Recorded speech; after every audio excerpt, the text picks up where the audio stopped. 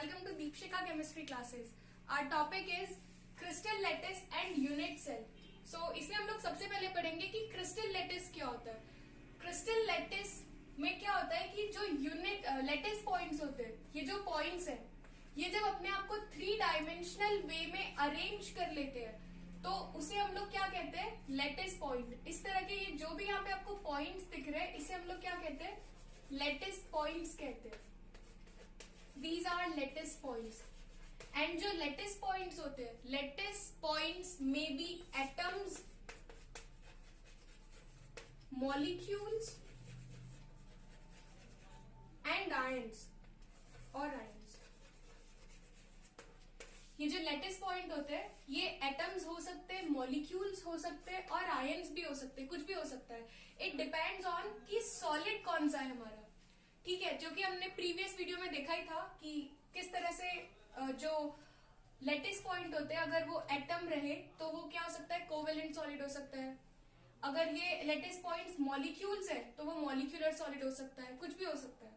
ठीक है, फिर इसके बाद में जब लैटिस पॉइंट अपने आप को 3 डायमेंशनल वे में अरेंज कर लेते हैं तो इन सबसे मिलके बनता है एक यूनिट सेल. अगर इन सारे मतलब ये जो आपका पूरा जो क्रिस्टल लैटिस है, इस पूरे को हम लोग क्या कहते हैं, इस पूरे को हम लोग कहते हैं क्रिस्टल लैटिस.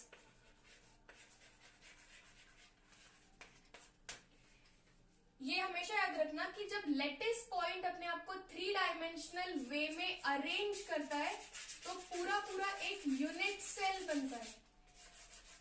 जैसे कि ये पूरा एक अकेला अगर हम लोग क्यूब को देखें तो इस क्यूब को हम लोग क्या कहेंगे, इस पूरे क्यूब को हम लोग यूनिट सेल कहते हैं. ठीक है, तो लैटिस पॉइंट से मिलके क्या बनता है, लैटिस पॉइंट से मिलके यूनिट सेल बनता है. और जब यूनिट सेल अपने आप को 3 डायमेंशनल वे में क्या करते जाते हैं, रिपीट करते जाते हैं. जैसे जैसे जब जितने बार भी रिपीट करेंगे तो वो क्या बन जाएगा, हमारा क्रिस्टल लैटिस बन जाएगा.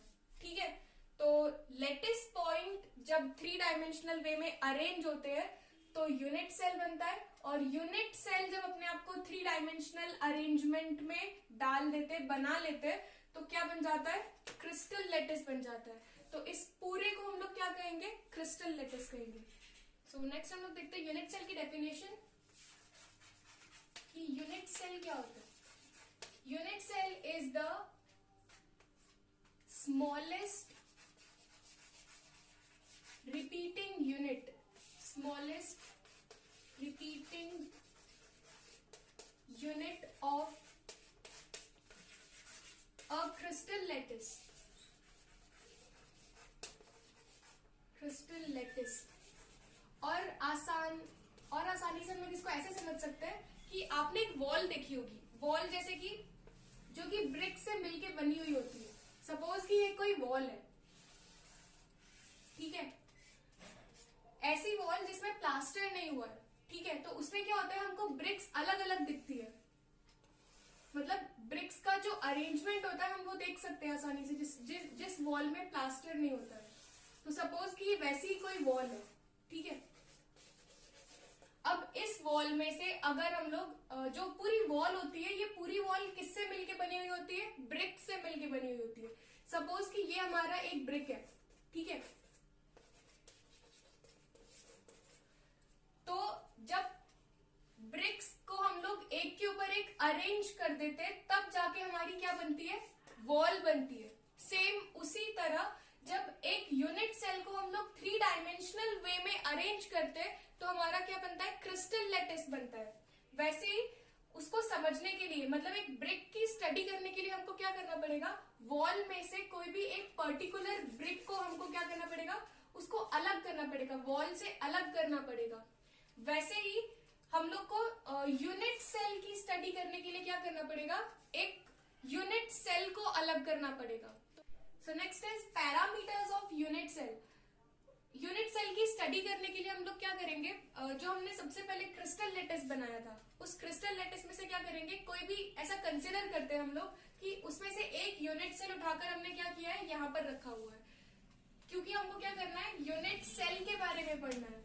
तो इसमें क्या होता है, इसके पैरामीटर्स जानने के लिए हमने एक अलग से यूनिट सेल बाहर निकाल दिया है क्रिस्टल लैटिस में से. ठीक है, तो इसमें हम लोग एक कॉर्नर कंसिडर करेंगे, जिस कॉर्नर पे क्या होगा, अगर हम लोग ऊपर साइड यहाँ पे जाएंगे तो इस वाली एज को हम लोग क्या मान लेते हैं, ए मान लेते हैं, इस वाली एज को बी और इस एज को हम लोग क्या मानते हैं, सी।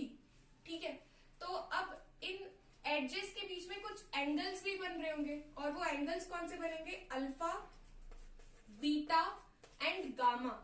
तो अल्फा, बीटा, ए और बी के बीच में हमेशा क्या आएगा, गामा आएगा।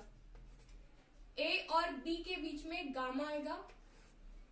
फिर बी और सी के बीच में कौन सा एंगल आएगा, देखो बी और सी के बीच में आएगा अल्फा, और ए और सी एज के बीच में कौन सा एंगल आएगा, ए और सी के बीच में आएगा बीटा, इस तरह से।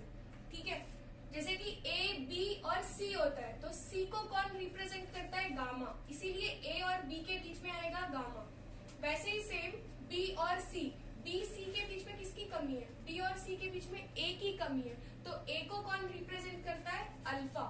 फिर उसके बाद में ए और सी के बीच में हम लोग ए और सी के बीच में क्या होगा कि बी आना चाहिए, तो बी को रिप्रेजेंट करता है बीटा, इसीलिए हम लोग यहाँ पे क्या करेंगे, बीटा लिख देंगे। इसको आप ट्रिक समझ के याद कर सकते हो कि एक अल्फा को ए को अल्फा रिप्रेजेंट करता है, बीटा को बी और गामा को सी, इस तरह से। ठीक है, सो देयर आर कैरेक्टरिस्टिक्स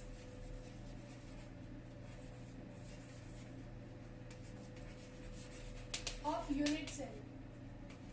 तो यूनिट सेल की कैरेक्टरिस्टिक दो हो जाएगी, कौन कौन सी, कि there are 3 bond angles. 3 bond angles, कौन कौन से बॉन्ड एंगल्स होते हैं, alpha, beta and gamma. Second characteristic इसकी क्या हो जाएगी,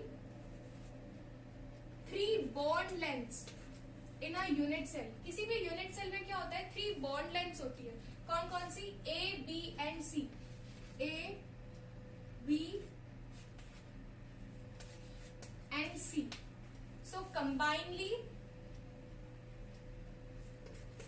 there are 6 parameters